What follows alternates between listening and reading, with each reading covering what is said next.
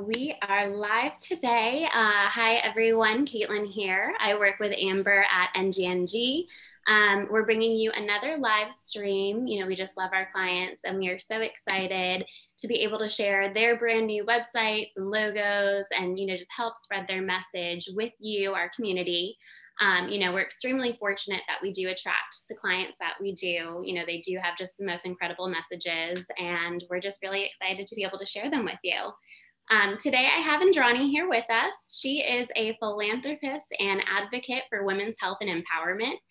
She is also the founder of Indrani's Light Foundation, which is a nonprofit that is dedicated to providing support for sexual and domestic violence advocates. And then she's also a speaker, certified life coach, and author. So Indrani, thank you so much for being here with us today and for your time. I'm super excited to get the chance to connect with you and just help bring, your message and make it more aware to everyone. To kind of kick this off, would you like to start with, just sharing your story and message here with everyone? Thank you. I'm so happy to be here. I just got back from Europe less than 24 hours ago. Oh, wow. So I'm wide awake because in my mind, I think it's 2 o'clock in the afternoon. Oh, no. The short story about the foundation is that I was severely abused as a child, and I wanted to end generational violence in my lifetime, and I did. And I thought, well, how could I use my pain to help others? Because I'm not the only person that has ever been abused as a child. And that started the foundation work. At first, I thought I really wanted to work with the victims, but quickly realized that working with the shelter staff was more expeditious in us being able to share the tools. And so the foundation started in 2012-ish. I'd started the work in 2010. The foundation really got the certification in 2012. And in 2019, this year, the foundation has changed to RAFT Cares. RAFT means Resilience for Advocates Through Foundational Training. And I was able to separate my own work from that for the first time ever, to focus on speaking and spreading awareness at a different level than the foundation work. And that's where you guys came in. And I remember speaking to Amber and saying something like, help, I don't know how this is going to happen. And I need a thing up in like 3 weeks. And that just started the ball rolling. And I could not believe how easy it was. Good. The process that you guys have, I was able to answer some questions, easy questions, but then I had to answer them very specifically. And I thought, this is really making me think. Yeah. And from start, and we're not even finished yet. From start till now, it has been a moment of, how are they going to do this? And then, this is so easy. All right, if I answer this, they get it done. And thank you. Well, we love hearing that. We do have so many people in our community who are, still contemplating, if we're the right fit, if it's someone that, is the best decision for them at this point in time. So it is great to always hear from our clients, their experiences, and, just how we've, helped to get everything from start to finish. I know just viewing your website, I was amazed. I loved it. I loved all the just like real life speaking clips that you saw. You got to see your passion come to light, and just, it was incredible to really watch you in action and then just read your story. So it was very, very neat to see. It was nice to be able to kind of bring all of those speaking clips together, because I forget about what I've done. And I remember telling Amber, well, I don't have much. And when we started digging, she sent me a short email. Like, clearly your definition of much is a little warped. But even though I thought I didn't have much, Even if I didn't have much, Amber and the team would have made it work. Yes. Because it's about playing on what we have, what I had, and allowing other people to see the potential. Yes, definitely. So did you feel throughout this process that it was very organized and just collected, or did you ever feel scattered or unsure at any times? Well, I was scattered because it was me that was scattered. Every time I got an email, it was very clear. If you could just answer these few questions, we could move on to the next phase. So your process is very clear. The scatteredness is in the client. I also think that your process being so clear, I was able to kind of step over my feeling of, this is never going to work. Yes. And then when it did work, I thought, yeah, that was all about me anyway, right? But it wasn't. It was you guys. But we're happy to hear that. We really do want to simplify the process and be able to just give you, things in small sections. And that way you sit back, you focus on those things, and then you start to see everything come together. And we bring the life to it. And we love that, the finished product ends up being exactly what you want. So. And exactly, because some of the things I said initially, I thought, no, I didn't mean to say it that way. And I just send a correction, and it was immediately fixed. Good. Yes. So tell us, what are some of the things that you're working on right now, just so we can get a deeper look into your platform? IndraniGoradia.com, which is the new platform, and I'm so happy about that. I really want to start spreading awareness up. The foundation has been working at grassroots, and it's time for us to look at the grass tops. It's time for me to start talking to community leaders and government types who are invested in ending violence in their communities, and corporations. I really want corporations to understand every morning they open their doors, domestic violence walks in the door with them. Actually, both sides, the abusers walk in and the victims walk in. Because if 1 in 3 women is being abused, 1 in 3 men or partners is doing the abuse. And they all go to work. And when a person or when a corporation is not looking at what domestic violence is costing them, that's money that they're letting just like leak out the door. And everyone wants a stronger bottom line. So I think it really behooves a corporation to start wondering what they can do to spread awareness and to spread the word that we can stop this. We can really stop this. No, and I mean, it's something that needs to be done. And it is such a big, it's so prominent in today's society.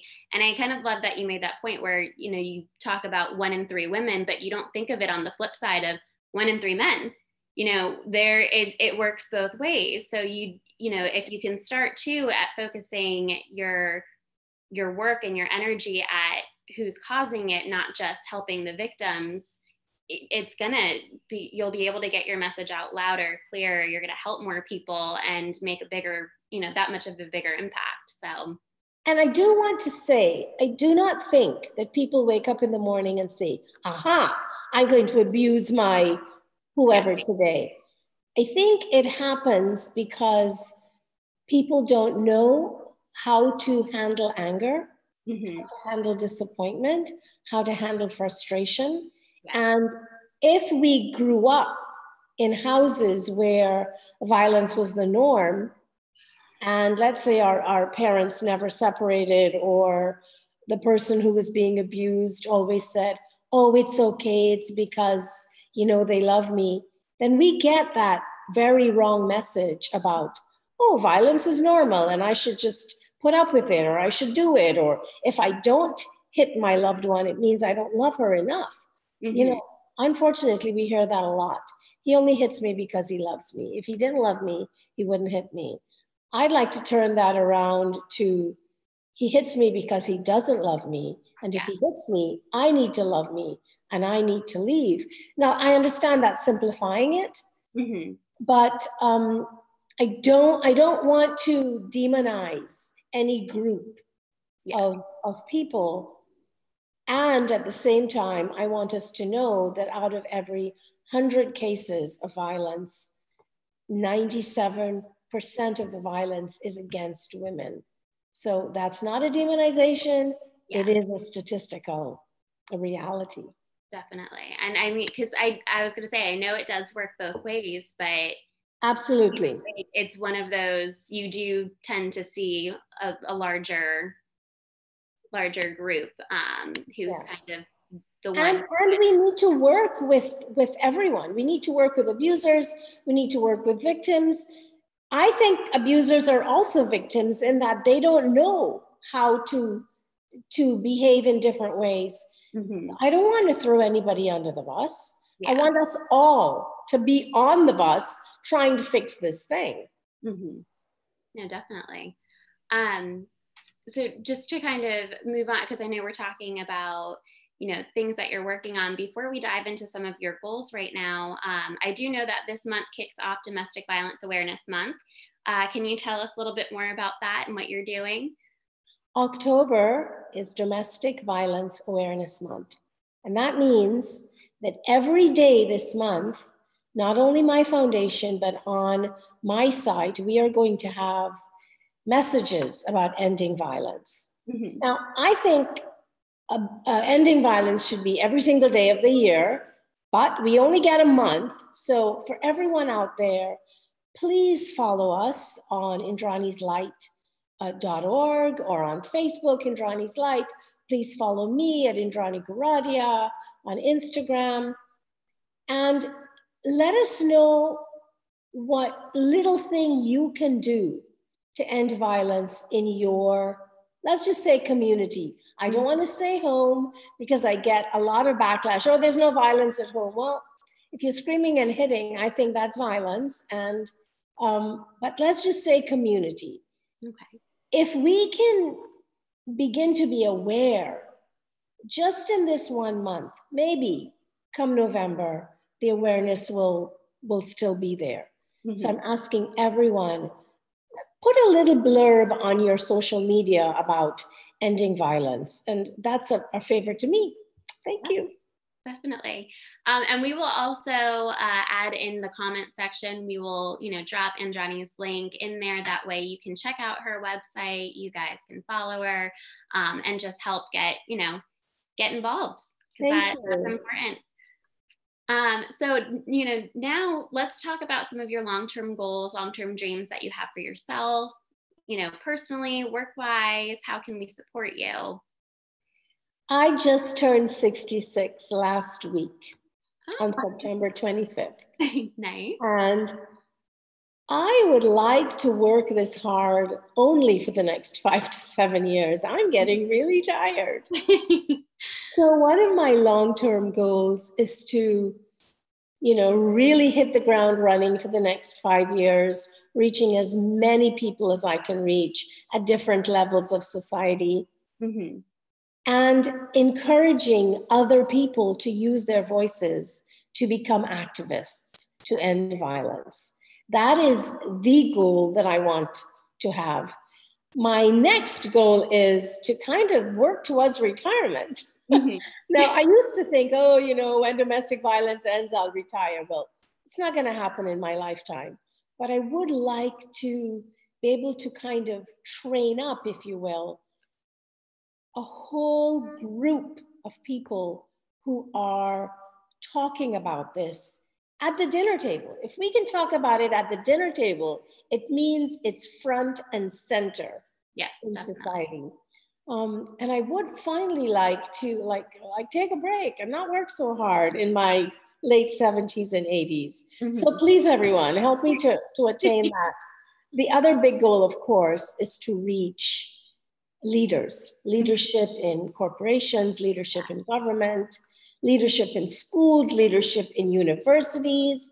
There's so much violence on campus. Mm-hmm. And if I can reach those young people and give them the skills they need to be able to set boundaries and say no to the first time, a loved one hits them or makes them feel bad, I think that would make a dent in how many, I'm going to call them children, even though I know they're not children, in how many children accept loving relationships that end up to be not so loving. Yes, completely. And I know just even personal experience, I personally have not been in that type of relationship, but I've had countless friends who thought it was the normal, and it just one of those, they dealt with it and you never suspected it. And then finally, they had like a come to light moment and they realized that, wait a second, this isn't how I should be treated. And like, you don't ever think too, from, even like high school relationships to college relationships to early 20s and so on, that you see those in like younger, but I mean, it happens regardless of age, regardless of where you're at in life, what you're doing. So it's just, it's crazy to see how many people are personally affected by this. And violence to women is one of those public health issues that cuts across every single strata, economic strata, educational strata, cultural strata, religious strata. It appears everywhere along the spectrum of the life cycle of a woman. Mm-hmm. And it's really, really sad that young people grow up to think that that is what they deserve. It's really sad. It starts in middle school, those little crushes, middle school crushes. It starts there. Mm-hmm. And it just continues until either the woman gets really, really fed up or she gets really, really dead. I mean, it takes a victim. The recidivism rate is 7 times. So it takes a victim 7 times to leave before she stays gone. And the most dangerous time for a victim is when they leave the abuser. Because when the abuser feels that they no longer have control, the abuse gets worse. Okay. And many times it's fatal, that kind of worse. So if we could leave the first time and stay gone, yeah, it would be better. No, and I mean, just like hearing, you speak about this, and it's mind-blowing to me. And it's one of those, like, you take this sensitive topic and just being able to bring it out into the world and, really stand up for the women and empower those. I know earlier you mentioned too, that you don't just work with the victims, but you also work with supporting how to support these people. Were you first starting with victims and then you kind of worked into more so that? And yeah, I really wanted to start with victims because naively I thought if I could reach the victims, then I could help the victims to not abuse their kids. Mm-hmm. Because I was that kid who was being abused. Yes.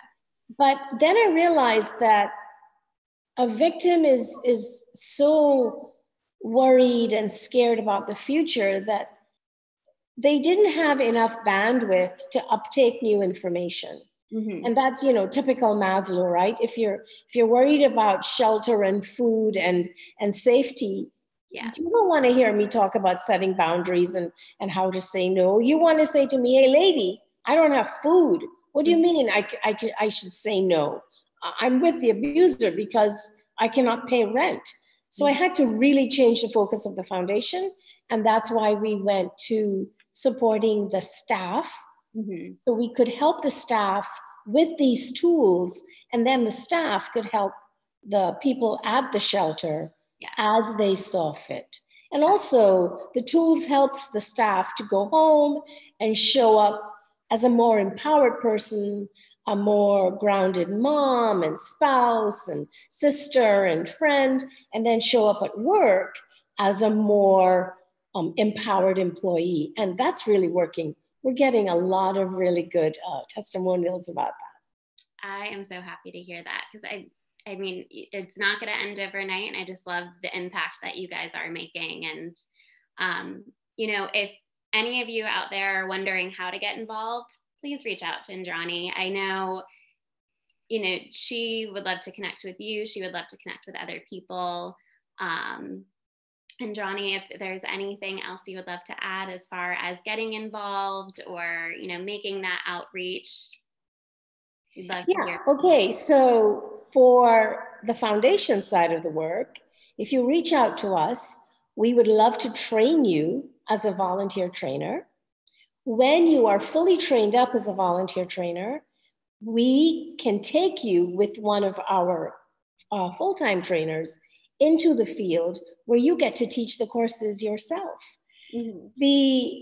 The trick here is we don't pay volunteer trainers for their time, but we do cover all their expenses. So there's never out-of-pocket costs. Okay. And on my side, indranigoradia.com, mm-hmm. if you would reach out to me with any contacts that you may have, together we could work on me spreading the message up to leadership. Yes. So there, you can either decide to work at the grassroots level, or you could help me reach leadership level. Either way, the work is so important. I could not agree anymore. And Indrani, I want to personally thank you so much for hanging out with me this morning. Loved hearing from you. You know, what you're doing is incredible. I find this so interesting, and personally, I would even love getting involved somehow. Good, go to the website. Yes. yes. So, you know, if you guys are anyone like Indrani who is looking to, you know, grow your presence out more in a professional, well-packaged way, I do know that Amber and our team over at NGNG would love to have a conversation with you all. You know, no pressure whatsoever. We love full transparency here. And so you can visit us at ngrenterprises.com, where you can get our pricing menu. You can download it right there.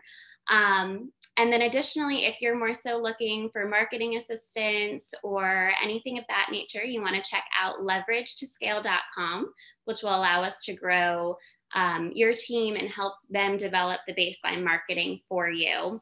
And by the way, we just did that too. Yes. Love it. But we just, you know, thank you all for hanging out with us this morning. And Indrani, again, thank you so, so much. Thank you for having me on. I really appreciate it. Of course. And so we will see you guys around. Keep an eye out for more of our live streams. We'll be bringing those to you in the future. And in the meantime, just remember, no guts, no glory. Thanks, everybody.